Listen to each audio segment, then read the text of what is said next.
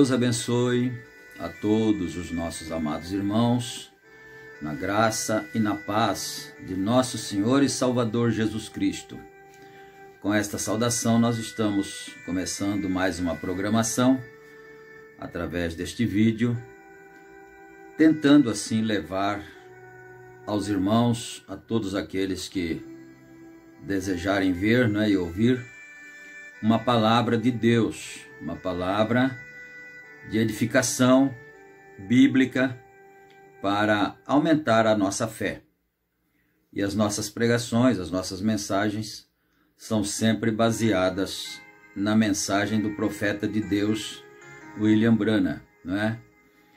E nós gostaríamos então de ler uma escritura para começarmos a nossa palestra, a qual está registrada no livro de Apocalipse, capítulo 3, versículo 5, onde lemos assim: O que vencer será vestido de vestes brancas. Esta é verdadeiramente uma repetição do verso 4, no qual se faz referência aos poucos que não mancharam suas vestes. Antigamente, tínhamos um dito que, sem dúvida, foi tirado desse verso. Era: conserve limpa as suas camisas. É um dito que existia antes, né? Antigamente, o profeta disse que talvez isso tenha sido tirado desse versículo aqui, né? Conserve limpos as suas camisas. Significa, não se envolva em coisas questionáveis. Muito bom conselho, né? Não se envolva em coisas questionáveis. Outros serão envolvidos e você será tentado a se envolver também. Ou ainda, alguém pode tentar envolver a você, mas você toma um caminho livre de todo embaraço que se apresente. Ora, Deus vai recompensar aqueles que seguem este conselho.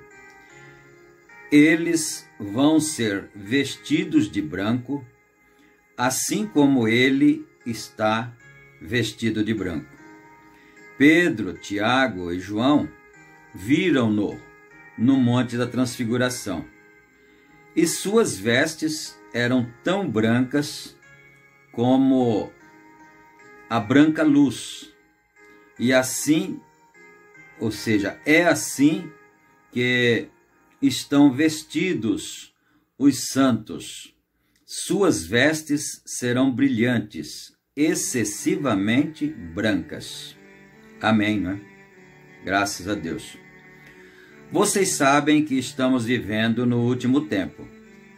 Esta é a era em que as igrejas vão se unir e como elas estão, mesmo nesse instante, controlando o mundo político, elas estarão logo controlando as finanças do mundo.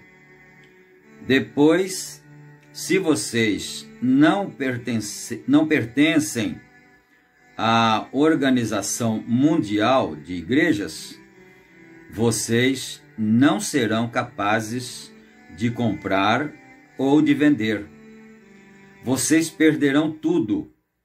Aqueles que permanecem fiéis a Deus e guardam as suas vestes limpas da corrupção deste sistema mundial de igrejas serão fisicamente despojados. Isso aqui é muito sério, né? Porque parece até que traz um certo amedrontamento nas pessoas. Começar a falar assim que vai perder tudo, não vai poder comprar mais, não vai poder vender mais, vai ficar uma coisa assim muito oprimida, né? Então, parecia que Deus estava prevenindo o seu povo de alguma coisa muito terrível mesmo, né? Então, eles serão despojados de tudo. Lhes será apresentada uma grande tentação para que eles se deem por vencido. É claro que o diabo, sempre quando ele vai mandar uma opressão para o crente, ele sempre dá uma via de escape. Não sei se você já observou isso, não é? Ele dá uma via de escape e dizendo, não, você não tem que, você não precisa se sujeitar a essa condição, não é? Você pode perfeitamente se livrar disso tendo uma segunda opção, que é justamente a que ele oferece, né? Então as pessoas serão tentadas a ceder, não é? A ser vencidos. Os pregadores cederão com a desculpa que eles servirão a Deus dentro da carcaça deste sistema da besta e do anticristo. Outra coisa, os pregadores vão ceder porque eles pensarão que vão enganar o sistema, que vão enganar o anticristo, enganar a besta. Então nós diremos que estamos fechados com eles, mas na verdade estaremos crendo em Deus e pregando o Evangelho. Mas na verdade quem será enganado ou quem serão enganados serão os pregadores. Porque Deus não aceita esse tipo de aparência. Deus quer pessoas autênticas, pessoas que não neguem a sua fé, porque o Senhor Jesus Cristo disse: se você me negar perante os homens, eu também negarei você perante o Pai que está no céu e perante os anjos, não é? Então, essa saída, essa válvula de escape, Deus não vai aceitar. Então, vamos aqui, né? Eles cederão à bajulação e ao afago da hierarquia.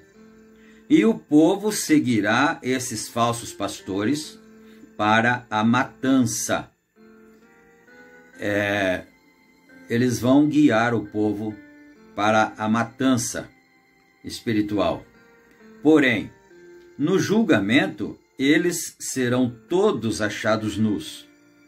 Não receberão aquelas vestes brancas, nem tampouco andarão com ele. Vocês não podem andar com os vestidos manchados do mundo, segurando as mãos do diabo e depois esperar estar com Deus. Isso é muito sério. Em programação anterior, nós já falamos a respeito disso, não é? Que é uma sentença. Você tem que escolher, ou você é amigo de Deus e automaticamente, consequentemente, você se torna inimigo do mundo, ou você será amigo do mundo e, consequentemente, você será inimigo de Deus. Você não vai poder caminhar com o mundo e depois ficar com Deus. Porque Deus não aceita isso. Deus não troca a sua glória por nada, né? Mas vamos aqui então. Segurando as mãos do diabo e depois esperando estar com Deus. É tempo de acordar e ouvir a voz de Deus, clamando: sai dela, da religião organizada, povo meu, para que não sejais participantes de seus pecados, para que não incorras em suas pragas. Amém. Deus está falando: evitem as religiões deste mundo como vocês evitam as pragas. Nós estamos vivendo agora, nesses dias, de uma praga, não é? Chamada Covid-19. É uma praga que tem assolado o mundo. Todos os países estão enfrentando essa praga. E todo mundo quer evitar ela. Você vê o que aconteceu, né?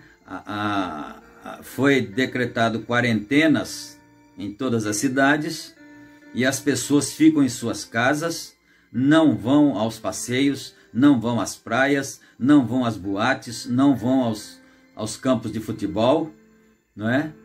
Porque eles estão evitando essa praga, para não contrair o vírus. Agora, o profeta está dizendo aqui que é para nós evitarmos as religiões desse mundo, essas religiões formais, não é?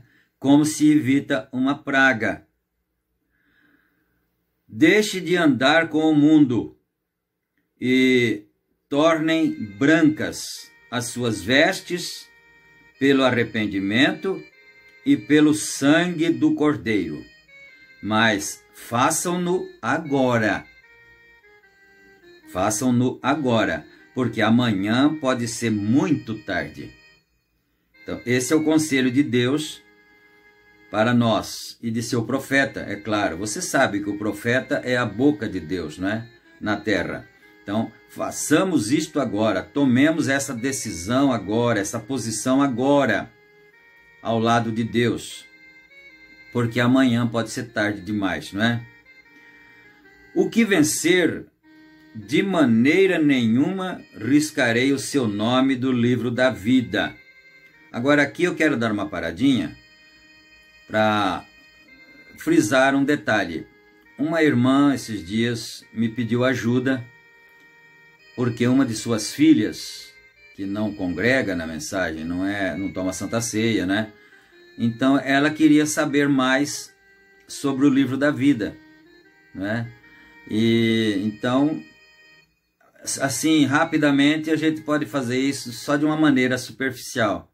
Mas aí eu pensei, que tal se a gente gravasse as mensagens, uma ou mais até, não é? Falando sobre o assunto, porque aí a pessoa pode ouvir, e a Bíblia diz que a fé vem pelo ouvir, não é?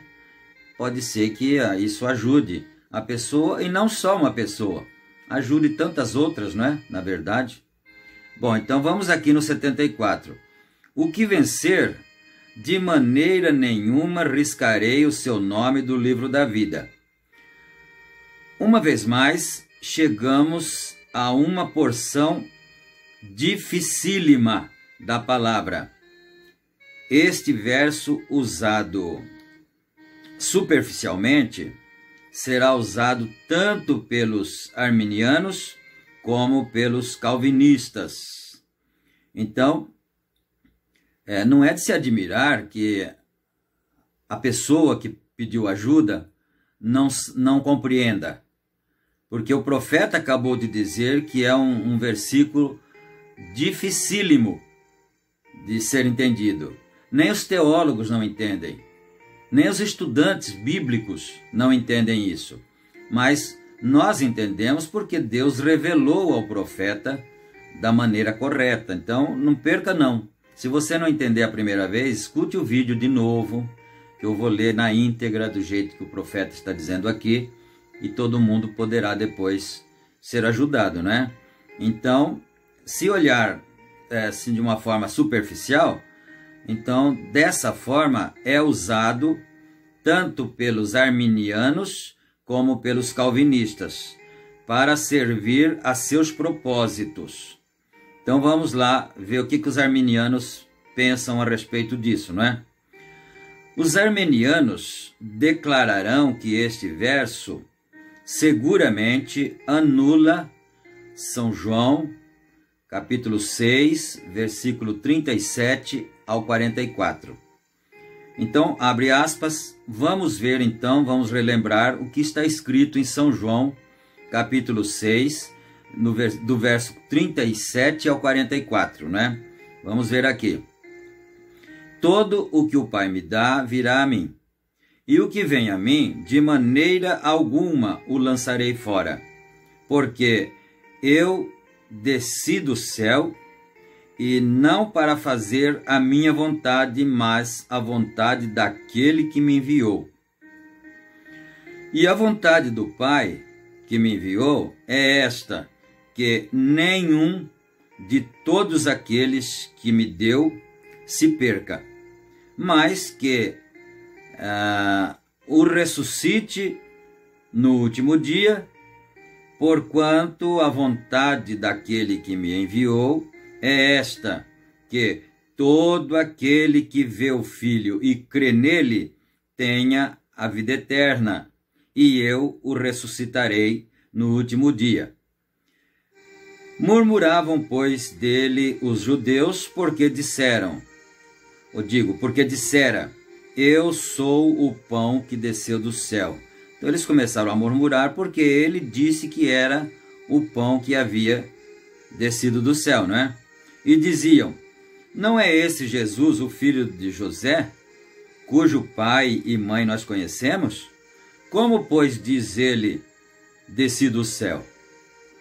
Respondeu, pois, Jesus e disse, não murmureis entre vós, ninguém pode vir a mim se o Pai que me enviou não o trouxer, e eu o ressuscitarei no último dia.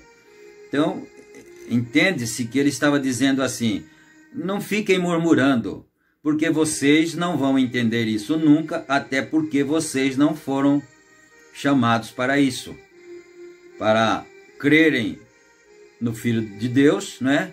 Naquele que Deus enviou, e para serem ressuscitados no último dia. Então, Não fiquem murmurando, vocês não vão entender, porque não é para vocês isso, não é? Mas vamos aqui. Os arminianos tomam a vontade do Pai. Deixa eu ver aqui. Os arminianos, sim, tomam a vontade do Pai, não um propósito soberano, mas meramente um desejo complacente, como se ele recusasse ver o que todos os homens fazem com seus dons e negócios, dons e até mesmo com a vida eterna. Então, os armenianos dizem, não, essa escritura aí de São João, que nós lemos agora 6, não é? Do 37 ao 44, é que Deus se recusa a ver as atrocidades que o ser humano faz com respeito às coisas sagradas de Deus, aos dons, à vida eterna e tudo. Então, Deus não quer ver isso, não é? Se fosse numa linguagem popular, nós diríamos, ele faz vista grossa. Então, assim dizem os armenianos, não é? Agora vem a opinião dos calvinistas. Assim, um detalhe ainda importante aqui dos armenianos é que eles dizem que a vontade de Deus é um desejo que pode não ser cumprido.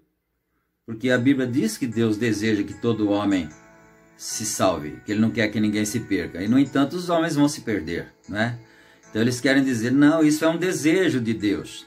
Mas o profeta está dizendo, isso não é assim. Isso não é um desejo de Deus. Essa é a vontade soberana de Deus. É a pré-determinação de Deus. Vai ser assim. Somente aqueles que creem, só os predestinados é que serão salvos, não é? Bom, agora vamos para os calvinistas. Os calvinistas não veem isto.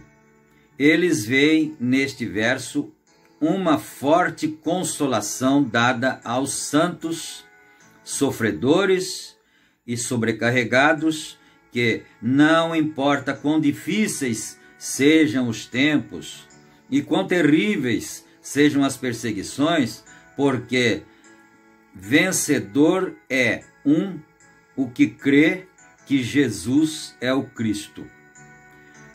Ele não terá seu nome removido daquele livro.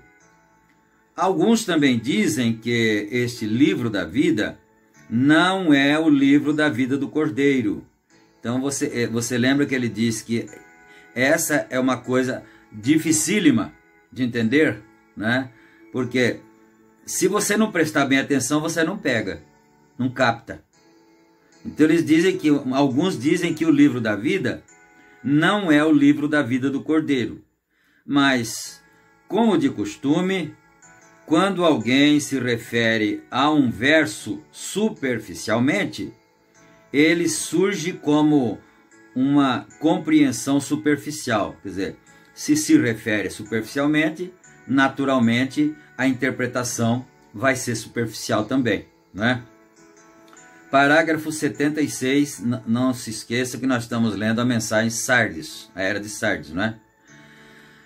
A possibilidade da remoção de um nome dos registros de Deus merece mais do que um estudo casual. Então, é preciso prestar muita atenção para poder captar isso, não é?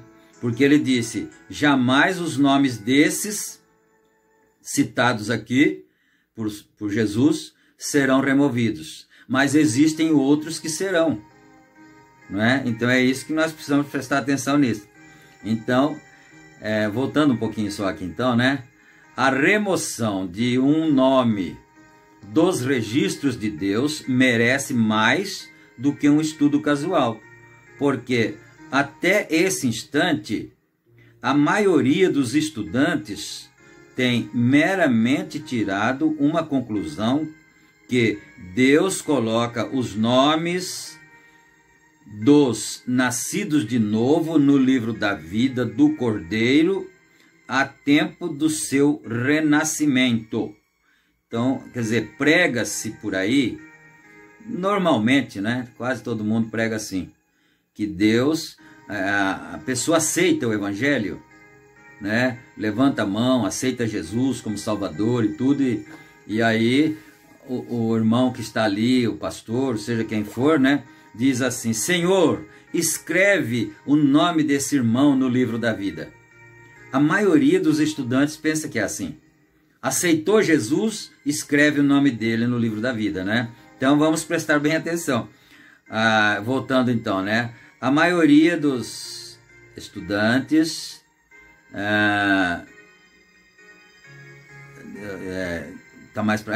dos estudantes tem meramente tirado uma conclusão de que Deus coloca os nomes dos nascidos de novo no livro da vida do Cordeiro a tempo, quer dizer, quando, né, ele nasce de novo, a tempo do seu renascimento.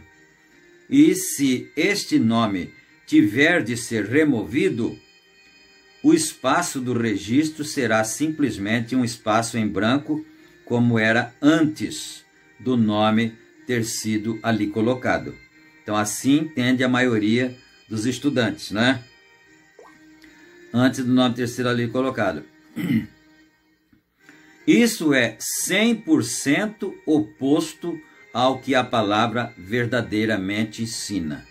Então você grava isso. Isso não é dessa maneira. O nome da pessoa não vai ficar escrito no livro da vida quando ele aceita a salvação, quando ele aceita o evangelho e nasce de novo, não é? Não é assim. É por isso que nós precisamos prestar bastante atenção, não é? Bom, logo, ao começo de nosso estudo, seja conhecido que não há nenhuma escritura que ensina que Deus está presentemente, ou constantemente, né? Presentemente compilando um registro de nomes.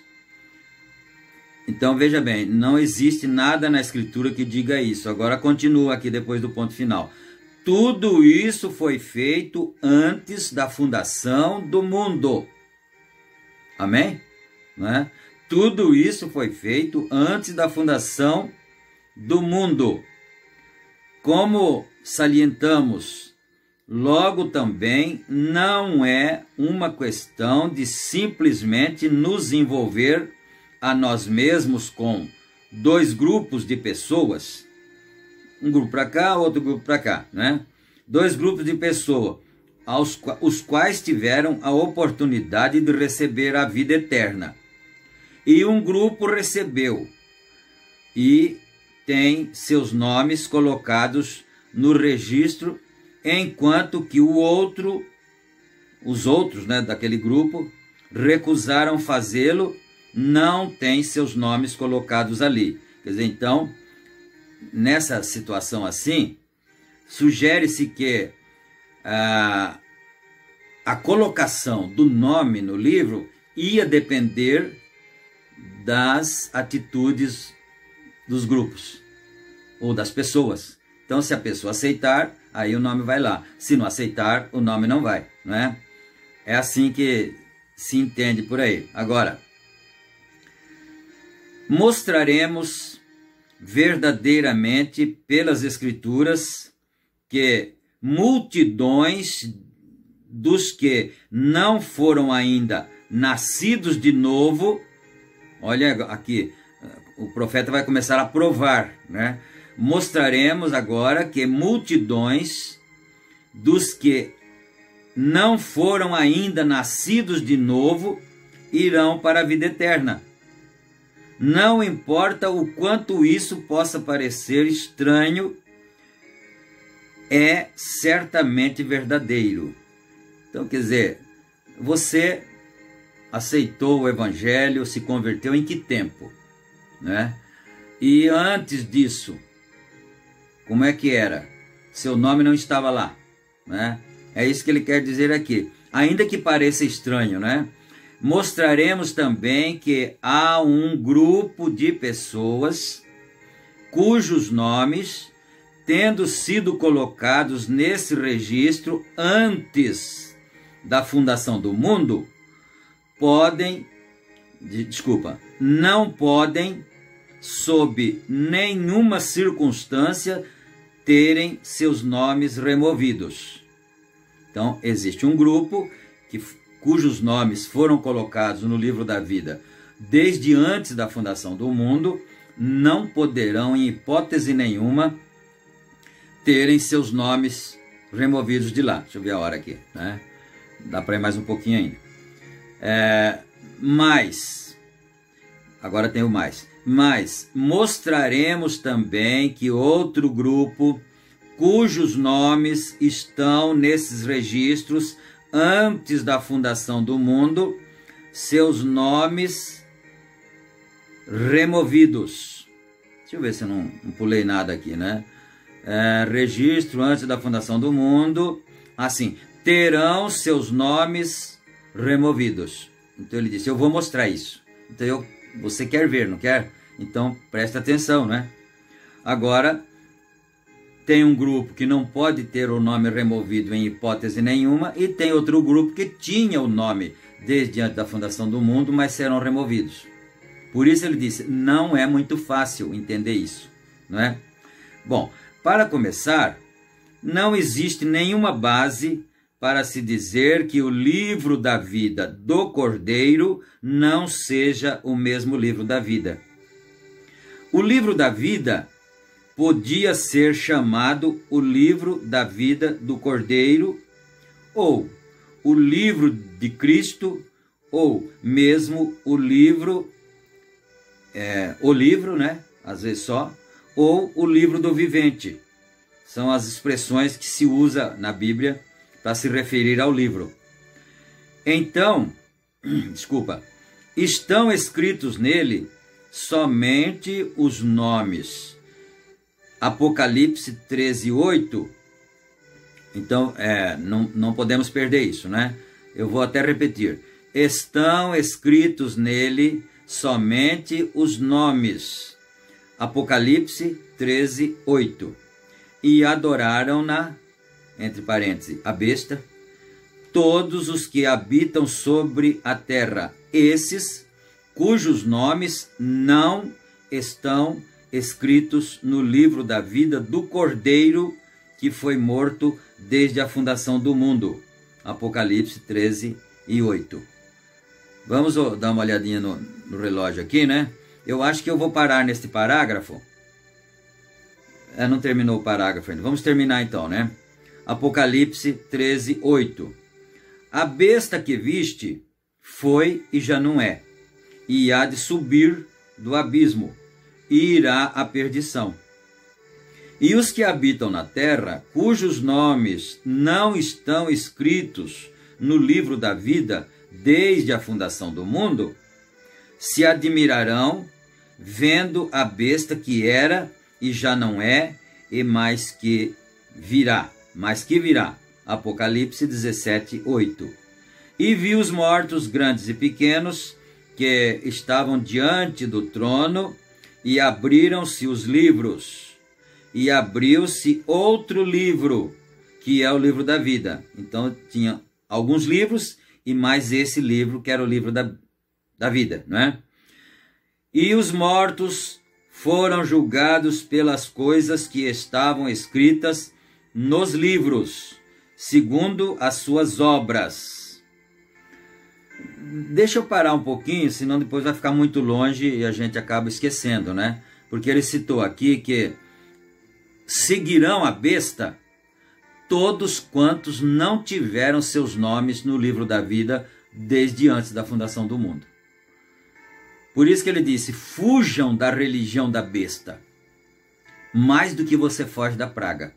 Fuja da religião do anticristo mais do que você foge do coronavírus. Porque se você seguir a besta, é um sinal, é um sintoma de que seu nome nunca esteve no livro da vida do Cordeiro desde antes da fundação do mundo. Então eu só vou terminar esse parágrafo aqui, né? No outro vídeo, se Deus permitir, a gente prossegue. Então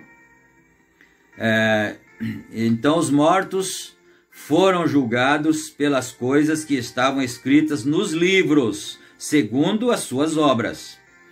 E deu o mar, os mortos que nele havia, e a morte e o inferno deram os mortos que neles havia, e foram julgados cada um segundo as suas obras.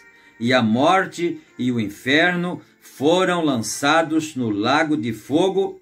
Esta é a segunda morte. E aquele que não foi achado escrito no livro da vida foi lançado no lago de fogo. Apocalipse, capítulo 20, versículos 12 a 16. Vocês podem ver que, embora haja outros livros mencionados, há sempre a referência de um livro contendo nomes, né? Onde estão os nomes, contendo os nomes. Em Apocalipse, ele é chamado o livro da vida do Cordeiro ou o livro da vida. Amém.